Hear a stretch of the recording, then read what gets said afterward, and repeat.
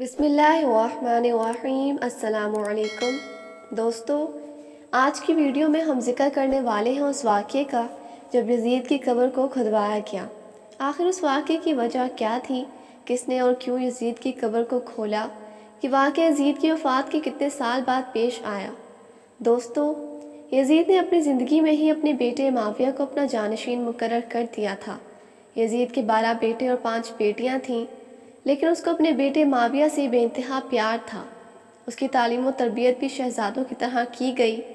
یزید چاہتا تھا کہ اس کا بیٹا اس کا حقیقی جانشین بنے۔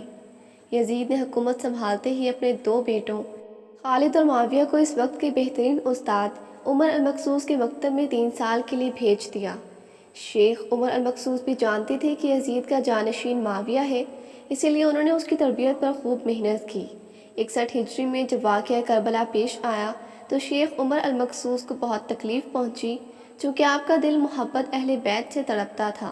اس لیے آپ نے یزید کے ان دونوں بیٹوں کو عظمت اہل بیت سے خوب روشناس کروایا۔ ایک طرف کربلا کا واقعہ پیش آیا اور جگہ جگہ یزید کے خلاف بغاوت اٹھنے لگی، دوسری طرف معاویہ جو یزید کا جانشین تھا، اس کی تربیت ایک سچے عاشق رسول کر رہے تھے۔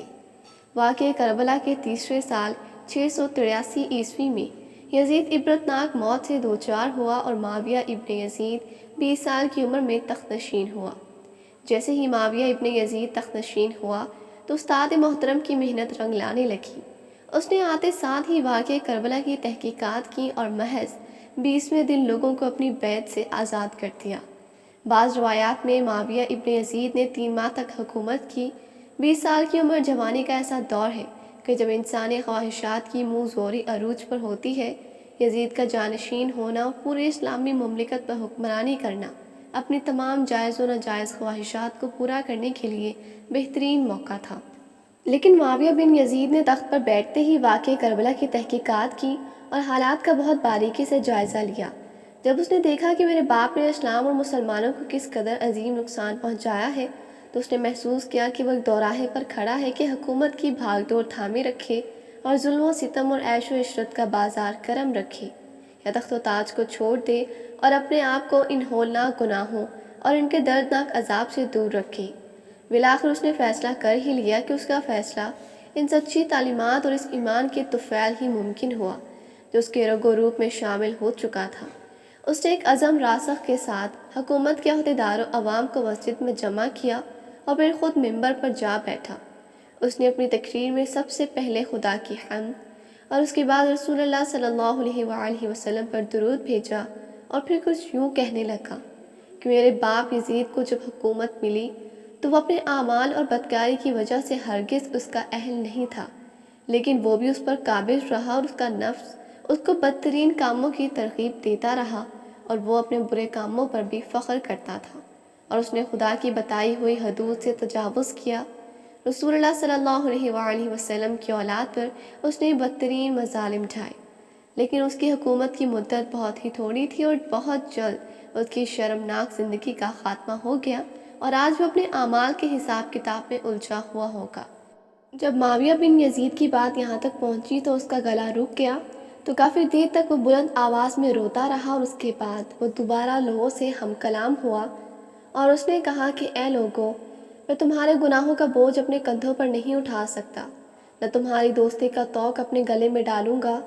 میری خواہش تو یہ ہے کہ حکومت شہزادہ حسین حضرت امام زین العابدین کے حوالے کر دی جائے، یا اب تم خود ہی بہتر سمجھو، وہ کرو یا وہ حکومت کرے جس کا تم انتخاب کرو۔ میں اپنی بیعت سے تم لوگوں پر سے ہاتھ اٹھاتا ہوں اور اس خلافت کو ٹھکراتا ہوں۔ معاویہ بن یزید کے ان جملوں نے محفل میں ایک طوفان برپا کر دیا۔ پھر معاویہ بن یزید منبر سے اتر آیا۔ اس کی ماں اور دیگر عزیز و اقارب آئے تو دیکھا کہ روئے جا رہا ہے، تو اس کی ماں نے کہا کہ کاش تم حیض کا چیتڑا ہی ہوتے اور میں تمہاری خبر نہ سنتی۔ اس نے کہا خدا کی قسم میں بھی یہی چاہتا ہوں، اگر میرے خدا نے مجھے معاف نہ کیا تو میرے لیے برا ہو۔ اس کے بعد بنو امیہ نے اموی شہزادے مروان بن حکم کے ہاتھ پر بیعت کر لی اور اسے تخت پر بٹھا دیا۔ مروان نے اپنا دارالحکومت مستقل طور پر دمشق منتقل کر دیا۔ بنو امیہ نے شیخ عمر المقصوص کو زندہ درگور کر دیا کہ تم نے ایسی تربیت کی کہ معاویہ بن یزید نے بھرے دربار میں بنو امیہ کو رسوا کر دیا۔ اس کے چند ماہ بعد ہی معاویہ بن یزید کو زہر دے دیا گیا۔ 684 عیسوی سے 685 عیسوی تک مروان بن حاکم نے حکومت کی۔ پھر اس کے وفات کے بعد مروان کے بیٹے عبد الملک نے 685 سے 750 تک ایک طویل عرصے تک حکومت کی۔ پھر 750 عیسوی سے 715 تک عبد الملک کے بیٹے ولید نے حکومت کی۔ اسی کے دور میں سندھ، اندلس اور دیگر بہت سی ریاستیں فتح ہوئیں۔ اسی کے دور میں شہزادہ حضرت امام زین العابدین کو زہر دیا گیا۔ 715 سے 717 تک ولید بن عبد الملک کے بھائی سلمان بن عبد الملک نے حکومت کی اور 717 میں عمر بن عبد العزیز موجزانہ طور پر تخت نشین ہوئے، لیکن ان کو بھی زہر دے دیا گیا۔ 720 سے 724 تک ولید بن عبد الملک اور سلیمان بن عبد الملک کے بھائی یزید بن عبد الملک نے حکومت کی، بھاگ دوڑ سنبھالنے رکھی۔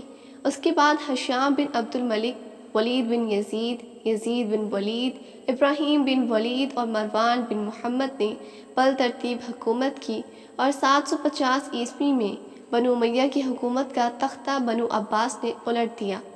بنو امیہ کا آخری حکمران مروان ثانی ایک انتہائی سست اور ڈرپوک حکمران تھا، جس نے ابو مسلم خراسانی کے ہاتھوں شکست کھائی اور یوں بنو عباس کی حکمرانی شروع ہوئی۔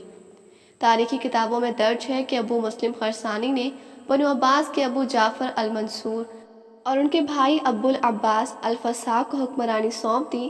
اس طرح بنو عباس کے پہلے حکمران ابو العباس نے آتے ہی بنو امیہ کا نام و نشان مٹانے کی قسم کھائی، بہت سے لوگوں کو قتل کر دیا اور کربلا کے واقعے میں ملوث تمام کرداروں کی قبریں تک کھود دی گئیں۔